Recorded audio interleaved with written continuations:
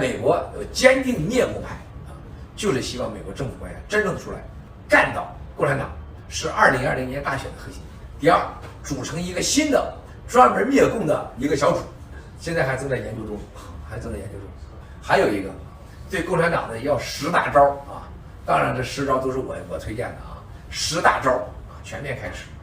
最后包含就是已经拿掉的对香港官员的具体制裁，和对汇丰银行和对中国银行啊绝对制裁。汇丰银行、中国银行下一步股票会暴跌，我相信会跌到30、40是没问题的，甚至完全蹦跶。另外一个是军事上制裁啊，现在就是说在东海的上次较量以后啊，南海的较量，共产党根本是纸老虎不堪一击啊，防止共产党疯狂来一下子。那么所以说，美国应该在军事上更加大量的力量在印度海、南海、东中国海进行布置。一旦中共再玩这个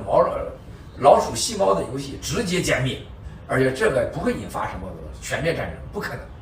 然后呢，另外一个在太空中，中共的在太空中大概布置的垃圾已经占了太空中的垃圾的大概在1/6而且是涨势最高。根据国际太空的规则和达成的协议北斗七星系列，美国很容易18分钟内把北斗七星全面摧毁。所以说，我觉得美国应该在太空中先给中共一个颜色，把北斗七星统统给它摧毁另外一个，所有现在不是你买不买粮食的问题，停止绝对性脱钩，一定是要100%的脱钩，一切一直到大选完毕，或者共产党自动解体。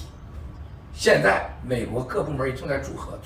大家都已经看到了 FBI 已经说了，大概在2000个人在调查中包括孟维灿，包括熊宪民，包括曾红还包括这个民运的什么几个非法获得的护照，像郭宝胜是吧？这些人接下来还会扩大，在美国反川普人，打着民主的领域，还有提供虚假信息获得假证辟、虚假信息获得美国身份绿卡和护照的人全面调查。